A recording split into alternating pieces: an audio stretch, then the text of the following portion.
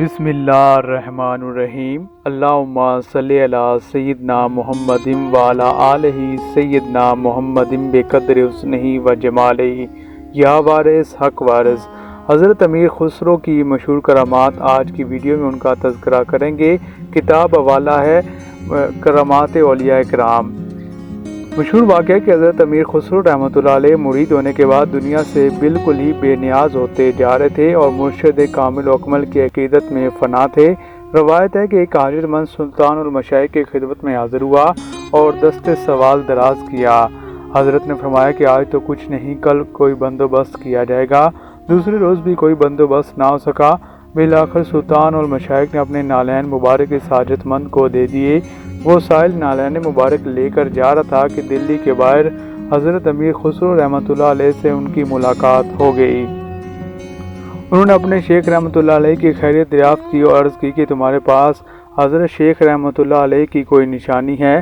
اس نے نالین مبارک دکھائے۔ آپ رحمۃ اللہ علیہ نے فرمایا کیا انہیں فروخت کرنا چاہتے ہو؟ اس نے آمادگی کا اظہار کیا۔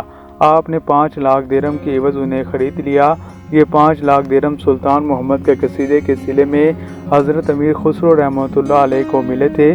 آپ نے وہ نالین مبارک مرشد حقانی کی خدمت میں پیش کیے۔ انہوں نے فرمایا خسرو تم نے بہت سستا سودا خریدا ہے۔ آپ رحمۃ اللہ علیہ نے عرض کیا کہ درویش نے صرف اتنی ہی قیمت طلب کی، ورنہ میں تو قیمت میں اپنا سارا مال تو کیا شاید جان سے بھی دریغ نہ کرتا۔ یہ مرشد حقانی سے والیانہ عقیدت و محبت کا اظہار تھا۔ حضرت سلطان الاولیاء نے آپ کے لیے ہی فرمایا تھا کہ اگر حکم شرع مانے نہ ہوتا تو میں اپنے بعد وصیت کر دیتا کہ مجھے اور خسرو رحمۃ اللہ علیہ کو ایک قبر میں دفن کیا جائے۔ کہتے ہیں کہ اتنی دولت دینے کے باوجود بھی جب کبھی وہ شخص آپ کے پاس حاضر خدمت ہوتا، حضرت امیر خسرو رحمۃ اللہ علیہ احتراماً کھڑے ہو جاتے۔ انہی ایام میں آپ رحمۃ اللہ علیہ کی والدہ ماجدہ کا انتقال ہو چکا تھا۔ انہی کی خاطر آپ رحمۃ اللہ علیہ عہد کا محل چھوڑ کر چلے آئے تھے۔ یہ صدمہ ناقابل تلافی تھا۔ حضرت نظام الدین اولیاء رحمۃ اللہ علیہ نے آپ کی ڈھارس بندھائی اور فرمایا کہ ہر شخص کو ایسا ہی صدمہ برداشت کرنا پڑتا ہے اور ہر انسان کو ایک دن وادی فنا سے گزرنا ہے۔ اسی طرح حضرت خواجہ نظام الدین محبوب الہی رحمۃ اللہ علیہ کی عمر جب 95 برس کی ہوئی تو آپ نے ایک دن خادم کو حکم دیا کہ سارا مال و اسباب غربا اور مستحق لوگوں میں تقسیم کر دیا جائے۔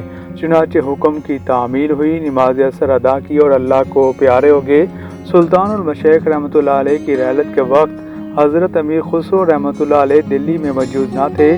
لوگوں نے حضرت محبوب الہی رحمۃ اللہ علیہ کے انتقال صد ملال کی خبر کچھ وقت تک راز میں رکھی، لیکن جو ہی دلی پہنچ کر آپ رحمۃ اللہ علیہ کو اس خبر کا پتہ چلا تو سر کے بال منڈوائے اور مرشد کامل و اکمل کے مزار اقدس کے سامنے آ کھڑے ہو گئے اور یہ شعر پڑھا: ای مکانیست کے منزل گاہ جانا بود است، راہ آمد شد ای سر و خرامہ بود است۔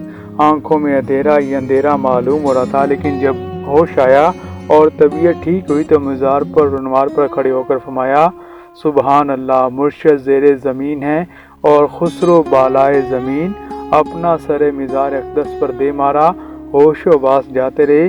پھر یہ ہندی دوہا پڑا: گوڑی سودا سیج پر مکھ ڈالے کھیز، چل خسرو گھر اپنے سانجھ پیچو دیس۔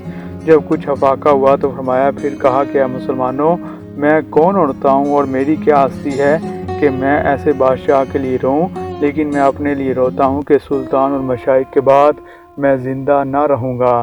اس کے بعد مرشد رحمۃ اللہ علیہ کی سنت کے مطابق اپنا تمام سامان فکر اور مستحق مساکین میں تقسیم کر دیا اور مرشد کامل اکمل رحمۃ اللہ علیہ کے مزار اقدس پر ہی متقف ہو گئے۔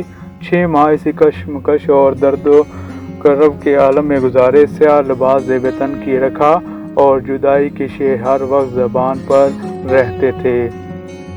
ناظرین کرام، یہ تھی مشہور کرامات حضرت امیر خسرو رحمۃ اللہ علیہ کی۔ مزید معلوماتی ویڈیوز جاننے کے لیے سلسلہ وار سے آفیشیل دیکھتے رہیے اور یہ معلومات دوسروں تک بھی پہنچائیں۔